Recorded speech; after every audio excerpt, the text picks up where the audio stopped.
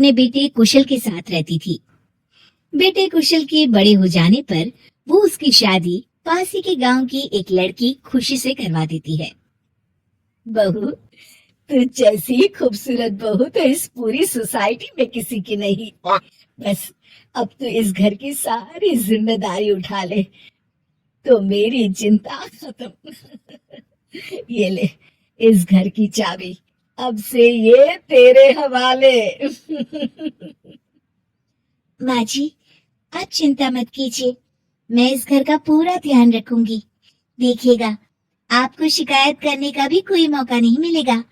मैं आपके लिए गाजर का हलवा बना कर लाती हूँ। शादी के कुछ ही दिन बाद खुशी के तेवर बदलने लगते हैं।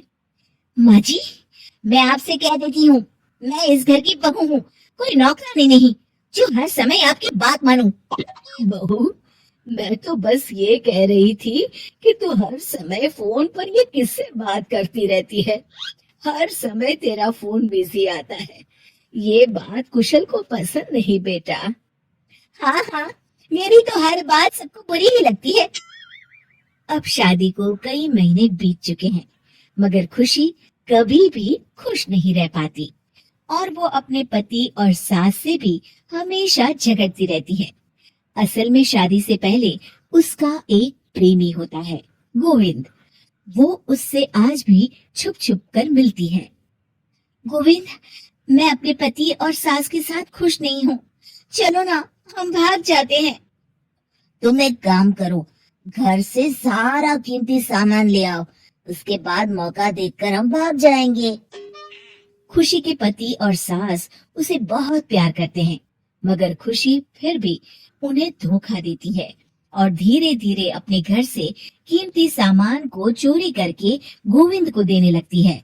उसकी सास को घर से सामान चोरी होने का संदेह होने लगता है। बेटा, समझ नहीं आ रहा, ये घर से धीरे धीरे सामान कैसे गायब हो रहा है। कौन सा सामान माँ? अरे वो चांदी के बर्तन जो मैंने बनवाए थे वो दिख नहीं रहे। यही कहीं होंगे माँ, आपकी बहू ढूंढ देगी। कितने बेवकूफ हैं ये माँ बेटे, इनका सारा सामान मैं गायब कर दूंगी और इनको पता भी नहीं चलने दूंगी। और इस तरह से धीरे धीरे खुशी घर का सारा कीमती सामान चोरी करके गोविंद के पास रखवा देती है और कुछ महीनों बाद उनके पास बहुत कीमती सामान इकट्ठा हो जाता है और दोनों भागने की योजना बनाते हैं।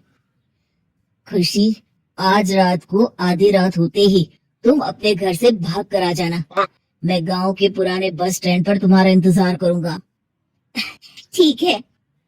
खुशी अपने कपड़े और गहनों की पोटली बांधकर पुराने बस अड्डे पर पहुंच जाती है और देखती है कि वहां तो कोई भी नहीं है।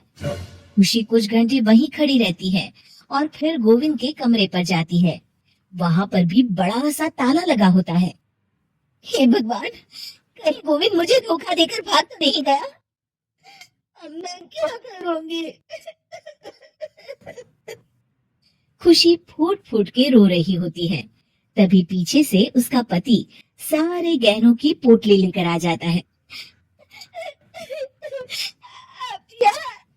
हाँ, मैंने गोविंद को गांव छोड़ने से पहले पकड़ लिया था और ये सारे गहने भी उससे ले लिए। आपको सब पता था कि मैं आपको और माची को धोखा दे रही थी। हाँ, मगर मुझे ये भी पता था कि गोविंद अच्छा इंसान नहीं है। अगर मैं तुमको समझाता तो तुम कभी नहीं समझ पाती। इसलिए मैं चाहता था कि तुम्हारी आंखें खुद खुले। मुझे माफ कर दीजिए। कोई बात नहीं खुशी, मगर हमेशा ये याद रखना कि तुम्हारे अपने कभी भी तुम्हें धोखा नहीं देंगे। माँ और मैं तुम्हें बहुत प्यार करते हैं और हम दोनों चाहते हैं कि खुशी खुशी खुशी हमारे घर रहे, क्योंकि तुम ही तो हमारी खुशी हो।